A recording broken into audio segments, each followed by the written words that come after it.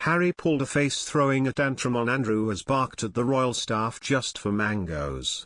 Prince Harry appeared uncomfortable and pulled a face after Prince Andrew barked at royal staff, claimed a former Kensington Palace chef.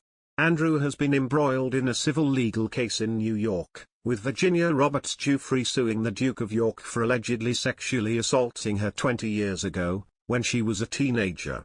Ms. Giffre alleges she was trafficked to Andrew by convicted sex offender Jeffrey Epstein and Ghislaine Maxwell.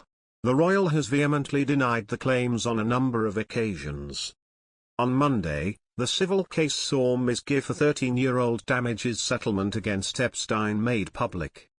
The document, disclosed by the New York court, revealed Epstein paid Ms. Giffre $500,000, £371,000, to end her claim against him, while Ms. Giffre also agreed not to sue anyone connected with the financier who could be a potential defendant. The document was released ahead of a critical hearing in Andrew's case, and the interpretation of the settlement will be central to the arguments of both sides.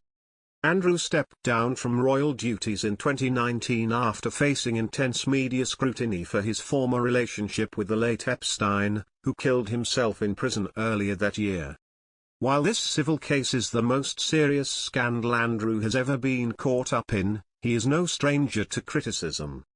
His marriage breakdown, combined with his private jet use which led him to be dubbed Air Miles Andy and the people he rubbed shoulders with, have all been subject to scrutiny. Even behind closed doors, Andrew's alleged rude behavior towards staff raised eyebrows. When both Andrew and his nephew Harry were working members of the royal family, the Duke of Sussex was reportedly made uncomfortable by the Duke of York's treatment of royal staff. Darren McGrady, who used to work for the royal family, said that the late Princess Diana was keen to ensure both Harry and Prince William had impeccable manners. Speaking to Chris Hutchins for his 2013 biography Harry, the People's Prince, Mr. McGrady said, "Diana would often bring William and Harry down to the kitchen to say thank you after a meal they'd enjoyed. But he added, Fergie was always trying to copy her. She would do it with Beatrice and Eugenie. But it was so obvious that she was just trying to be Diana. Plus, she'd get the names of the chefs wrong." Mr. Hutchins claimed in his book Harry, the People's Prince that a young Harry would pull a face over how Prince Andrew spoke to some staff in the royal kitchen. Mr. McGrady said, "Andrew always came straight to the point and told you exactly what he wanted.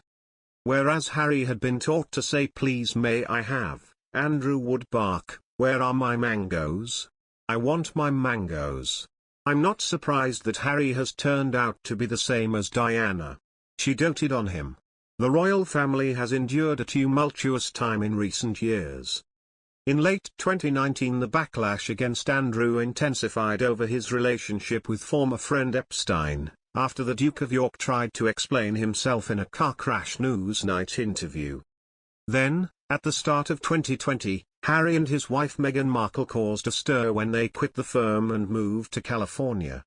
The Sussexes have since endured a tense relationship with the royal family that has also been affected by a number of high-profile interviews in which Harry and Meghan have made claims against the royals. Harry has had a strained relationship with his father in particular, yet Prince Charles offered his son an olive branch in a New Year essay published today. In the Newsweek essay, Charles spoke about how proud he was of both William and Harry for their efforts in tackling the climate crisis. It comes after reports last month that Charles and Harry have barely spoken for the past 8 months, with claims that relations between father and son were at an all-time low. Meanwhile, in her speech at the COP26 climate change summit in Glasgow in November, the Queen name-checked both Charles and William for their work in saving the environment, but there was no mention of Harry.